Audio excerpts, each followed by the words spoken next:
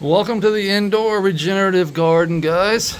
And quick disclaimer, we do not advocate or sell any type of illegal drugs or substances.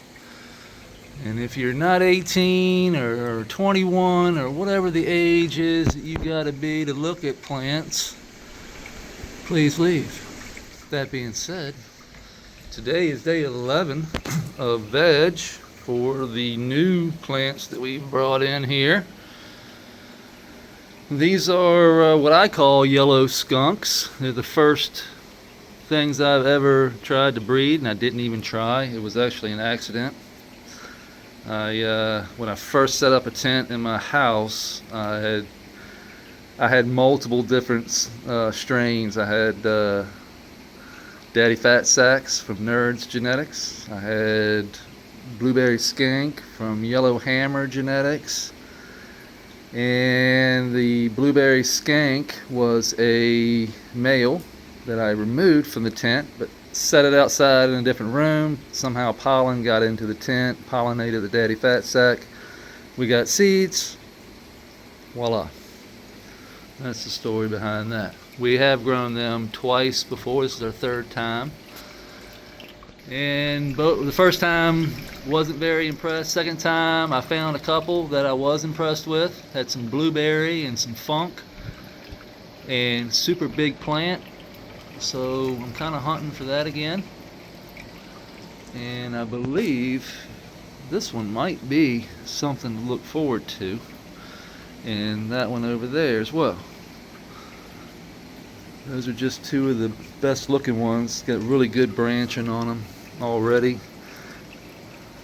And somebody asked me the other day, how far away from seed are they? I mean, I brought them in here 11 days ago. So from seed, add, I think, really 11 days. So it's actually probably day 21, 22 for these plants.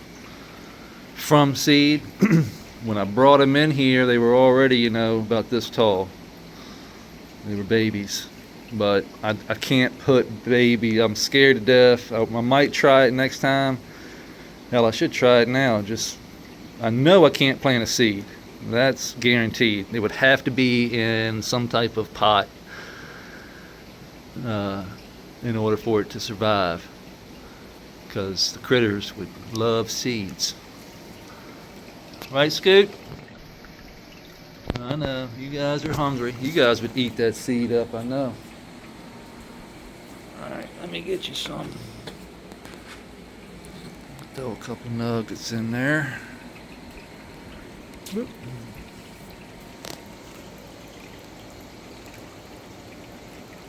Come and get it.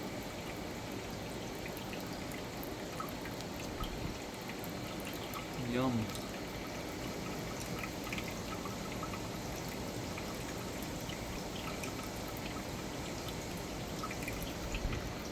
The pond looks really good this morning. I did have to add about 4 gallons of water today. She was really low when I walked in this morning.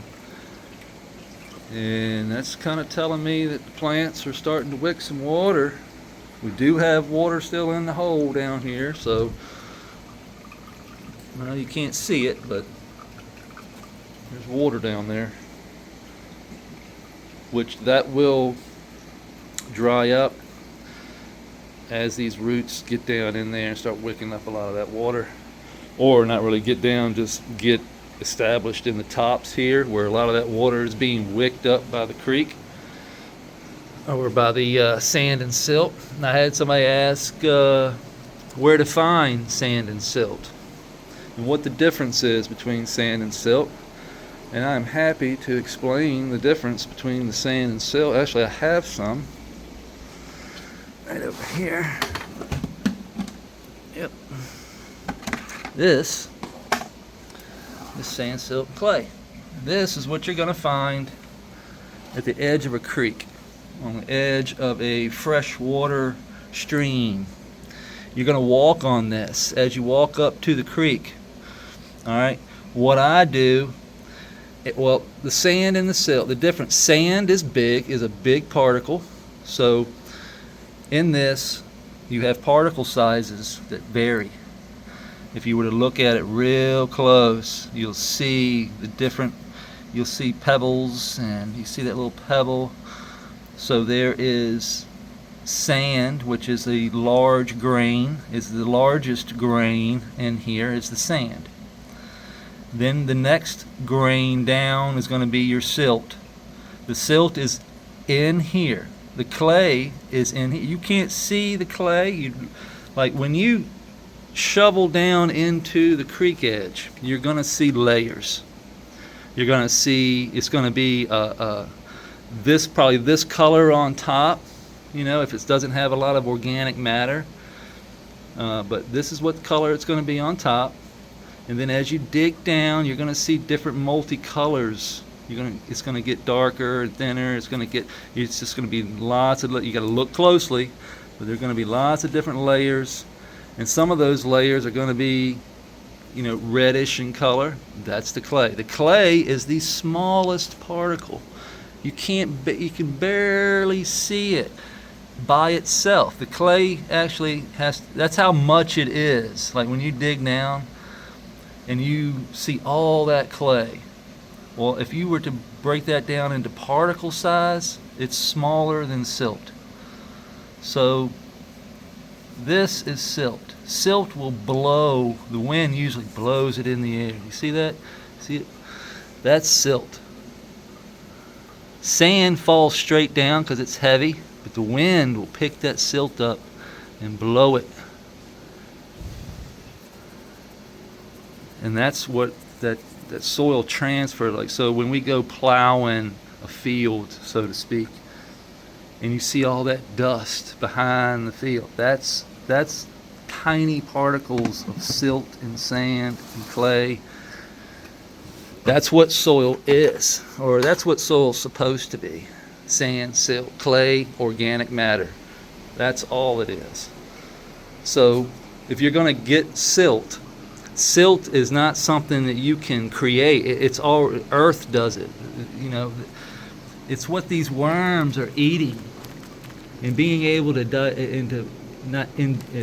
take into their mouths and go through their little system and squirt out the back with the calcium and all the nutrients that come with worm castings into the soil. So what I've done here is just basically taken the sand and the silt from the edge of the creek down here on my property. On my property, it is full. On the top of it, because I have trees, I have hardwood all around. If you look up, it's like a little small creek coming out the woods, coming out from underground, running into the reservoir. Right where that creek runs into the reservoir is where all that organic matter. It's a swamp. It smells like a swamp. It stinks, and it's gonna stink because it's anaerobic. So everything down there is like a swamp. It's anaerobic. The biology down there is not what we're looking to grow in. Okay, that is not what you want to go putting into your soil. What we need to do is compost it first. So you wouldn't go out into the woods and gather up a whole bunch of stuff and throw it in a bed and try and grow cannabis. It's not going to work for you. I promise you. I've done it. I've tried it. There are steps that have to be taken because we have to get rid of the bad. There's reasons why, you know, that we have to compost things to get the bad biology out. So this looks like brown, black, organic matter rich. Now the organic matter is still in this. You can see it when I pick it up. See all the big, that's organic matter. All the brown specks, everything. If you were to put this in a glass and put water in it,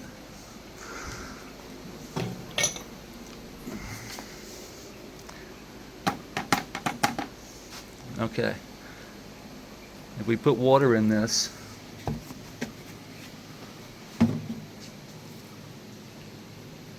what's going to happen is the organic matter is going to float to the top, and it's going to level out.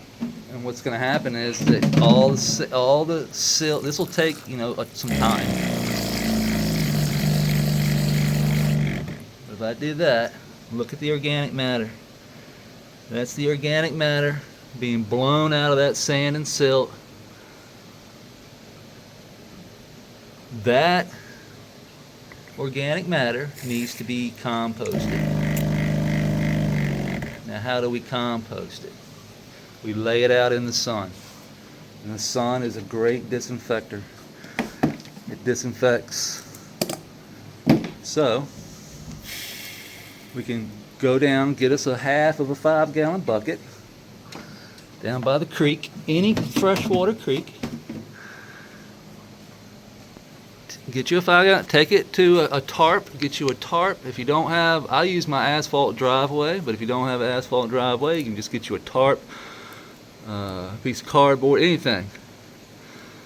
So, what's going to happen here is that over time, that organic matter is going to settle.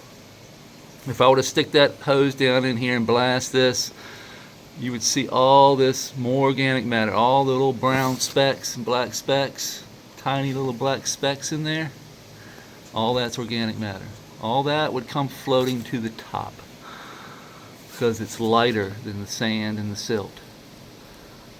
See, all the organic matter just floats up to the top. Eventually, this will all settle back down and create a nice little black layer, a black layer on top of clear.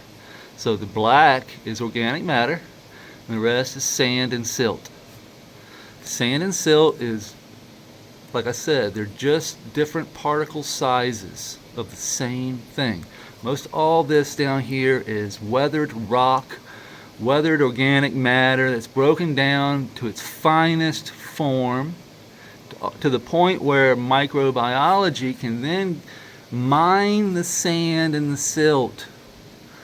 Okay, you got to think tiny now. We're in micro world. You got to think tiny. This is microscopic stuff. So things we can't see is what's running this planet. It's the source of all life is under a microscope. It's really that simple. So if we can change our mindset, get the mindset to think small, think everything matters, everything in here. If I move something, it has an effect on something's life, period. Every time you take a step on the ground outside, you are affecting microbiology, you are affecting life underneath your feet. It's just that simple. If I can get into that mindset of not so much taking care of this, but taking care of what takes care of this, it makes all the difference in the world. Then it's all about maintaining your environment if you're going to be inside. If you can control the environment, it makes all the difference in the world too, because I can maintain the proper growth parameters for the plants, and you'll see good growth every day. If we're not seeing growth, something's wrong. Our parameters are off, our DU's clogged, our creek isn't flowing, our HVAC is froze up. Something's wrong if the plants aren't growing. And it's just really that simple. Once we get into the mindset that all this stuff matters, what I feed my fish matter, what I feed the turtle matter, putting in lactic acid back, putting in the good biology to help clean this pond and creek is a must. Because I don't have the filtration box. The creek is the filtration. So it's the sand and the silt and the clay that is housing the biology that we need to clean the creek. That's how we have to think about this. We have to think about this as like a home for everything. Everything needs a home, including these black soldier flies right here. They need a home. These guys are excellent, probably one of the best organic material breakdown larvae. Like, this guy doesn't eat anything. He's just there to lay eggs. That's all a black soldier fly does. Is he doesn't have a mouth, he doesn't eat, he doesn't do anything but sit there and look cool and lay eggs. It's his larva that eats the organic matter in the soil. So if you have enough, here's a, well, I had a dead, oh, there's a dead one right here. This is a dead black soldier fly larva. That's what they look like. And they just rummage through. They look like maggots. Big, oversized maggots. This is just like a shell. But they're down there breaking down things. The worms are running through everything. So the black soldier fly usually stays in the IMO. So that's where, that's where they kind of breed them inside the IMO 4 and 5. They're just in there breaking down that organic matter, the rabbit poo and all the other stuff that's in there. The wheat bran, they love wheat bran. They love malted barley. Like, if you powderize malted barley, put some malted barley in a blender, powder, or make it flour, sprinkle it in some wheat bran, put it in some soil, game over. The black soldier flies, throw a apple in there, some tomatoes, whatever you want, and the black soldier fly is coming. You don't have to buy them, they're coming. Look how big Pooter is. If you saw him, you'd have to go way back in my Instagram, but he was this big when we put him in. We got him, he was going to be bass food, because the bait and tackle shop down here at Lakeside had him in their bait bucket, or their bait tank, because bass love goldfish. And we saw him in, that's where we got the bullhead minnows, and we picked up Pooter. He got lucky. He's one of the few lucky ones. He gets to spend out his days in here and not in the belly. What do you think, Scoot? You too, fat girl. Getting big, huh? Look at you. Come on up here and see me.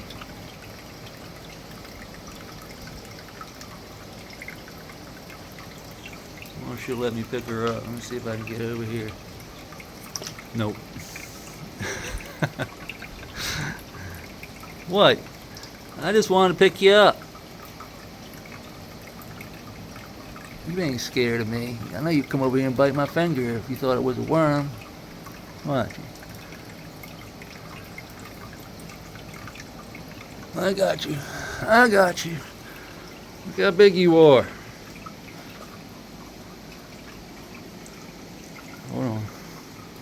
Hold on. You're a little... Gosh, you got big. Over here to the Monstera. I'm trying to put her in my palm, but I'll focus out. There we go. She doesn't want to cooperate. She's definitely a female, though. She has no bow in her undercarriage. Her tail is nice and thin, long. Yeah, she's female.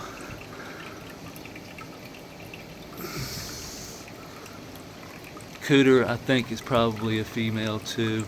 We might have gotten unlucky there, but it is what it is. We got two good-looking girls, don't we? I think. We'll probably have to wait another year or so before we actually can. They have. I'm pretty sure. I know Scooter's a female. Cooter's still a little small. Usually the smaller ones are males, but the males have a concave belly and usually short, fat tails.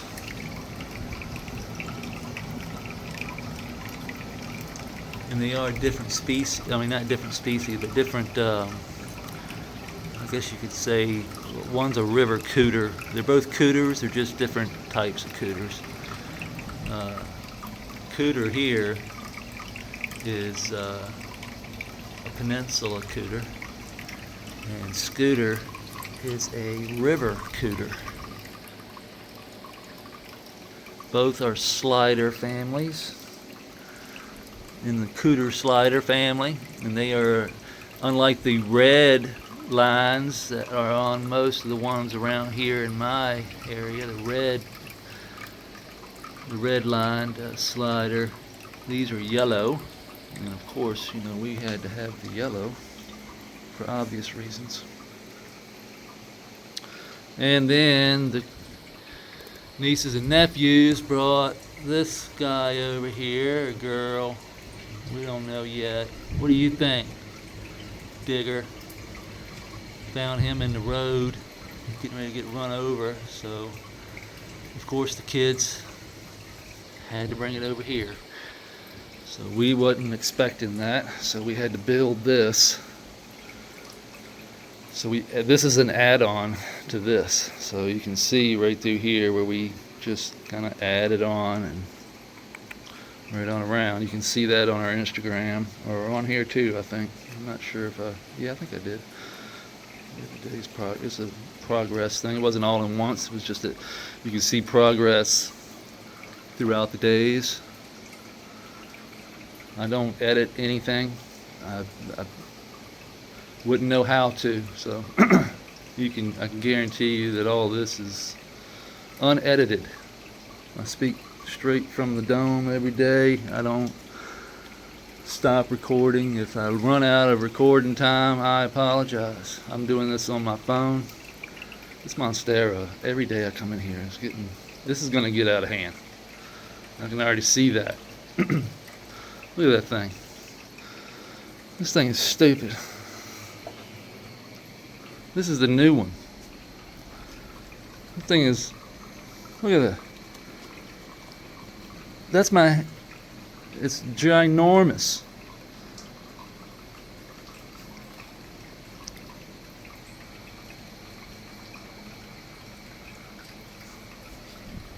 Excuse me.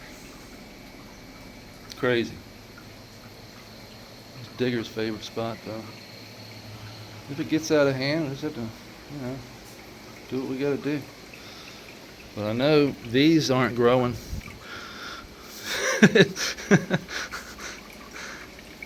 So every day I come in here, I'm like, that's getting a whole lot closer. And this doesn't grow. So tomorrow, if we come in here and you see this is touching, you'll see how much it grew. Like an inch. It's literally like growing like an inch a day.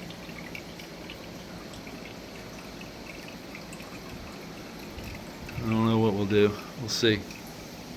I do like the color of the ghost. These are ghost. Why can't I think of the name? Succulents. Ghost succulent. I love the color. Like this purple hue color.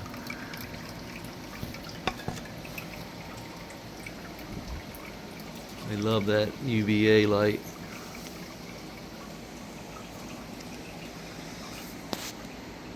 And I think that's it for today. I hope I answered the sand, silt, and clay. I don't know what else I can say about it. If you're looking for some, edge of a creek, any freshwater creek, I would go up into the creek as far as you can, where the soil, you know, right. A lot of the creeks, you know, they're going to have a lot of organic matter on the edges of them. You want that organic matter, but you got to compost it first. You got to lay it out, and it'll change colors. You'll know. It'll smell different. The smell will completely go away. It'll smell fresh. Usually takes, depending on the temperature and if it's sunny, right, like in the wintertime, you know, I really don't know. You might have to wait till spring or get some really good sunny days. But yeah, you need the sun to cook out the bad. And use sparingly. You don't need a lot in this. If you're going to add it to your soil, then sparingly. You don't need a lot. I would add a layer of it. I wouldn't mix it into the soil as much as I would put an inch or two on top of the soil. The worms will run through it and turn it into worm castings, and then it will slowly. You got to remember, if you're mixing this stuff up, the worms are just going to take pieces of it at a time. But if you put it all in a pile and stack it up on top of the soil and wait, the worms will do your job for you, and they'll do it better than you ever could. Like, this is what's happening here. You just have to be a little patient, and once you start seeing the worms turn it into worm castings, you're good to go. And then it's just, and then if you have your soil, the soil, what I've done here is totally different than what you should probably do. Go get you some really good organic soil that you trust. I use Big Worm Organics. You can look him up, bigwormorganics.com, I believe. I don't know if he'll ship soil, but you know, that's what I use here in Virginia. There's lots of companies, lots of people out there who make good stuff. It's basically all the same, just in different ratios. That's how it works. I mean, you can't. The periodic table is the periodic table. We can make recipes. That's it. It's all the same stuff, just in different volumes, different, you know, sources. But if you don't have sand, silt, and clay in your so-called living soil, you don't have soil, because you have a growing medium. That's it. You have to add things to it. There's nothing in there for the biology to mine. They can eat the food, like the kelp meal and all your amendments. They'll eat it, and they'll eat it quickly, and they'll turn it into food for your plants, and your plants will look great, but you're going to have to keep adding it. The sand, the silt, and the clay is what they mine over time. You put enough in there, it'll last your lifetime, your kids' lifetimes. It'll last 10,000 years. Okay, that's how it works. That's why nobody has to feed this forest. We're not out there spreading kelp meal and nutrients in the forest. Once we get the fungi, the bacteria, the biology, the sand, silt, and then the food and the home for this biology, everything comes together. That's as basic as I can get. Like, it will do it itself. It's almost like it wants to, huh? It's kind of crazy. Like, once I got into this mindset, everything clicked. Light bulbs will start going off in your head. You'll be like, oh shit, that's how it works. Oh shit, that's that simple? It is that simple. It's extremely complicated, and you'll know, I mean, the best minds in the world, okay, haven't figured this shit out, and it'll take AI to figure it out, you know? I don't give a shit about all the little things that they want to look at. I just know that if I set the system up right, the system will do it. It's the natural order. All I have to do is make sure that the environment is right, the temperature, the humidity, the VPD, the environment is what makes everything run. I mean, we're all in different zones, you know. For farmers, we're in different zones. This matters on what we can grow indoors. We can maintain this temperature, we can maintain the humidity, we can do all these things and do what we want. And this is what I did, and it seems to be working. As long as we set it up right, the foundation is set right, there's enough sand, silt, clay, and organic matter for the microbes and the critters to eat. We have to keep adding organic matter to the top, because that's what nature does. Every fall, the leaves fall, more food for the critters. The system continues. So all we have to do is mimic. The diversity, the mimicking, we have trees in here. We have roots that go deep, we have roots that are shallow, we have grass, we have the diversity of biology that hopefully over time will keep this thing running without me having to add amendments and feed and buy a lot of things. The only thing I had to purchase last time was the power to run the building. That's it. And that ain't even that much, because the Grand Masters, I'm only running at 300 watts. I mean, my power bill out here is around 60 bucks a month. I have one pump, DHU, the mini split, and well, we added the heater. That's going to bump it up probably to 80 bucks a month, but we're under 100. So I can't ask for no more than that. We got to feed the turtles and the fish. We got to maintain maintain everything. But other than that, just being a steward is all we need to do. All right, that's it for today. I appreciate everybody hanging out, and we'll see you tomorrow. Peace.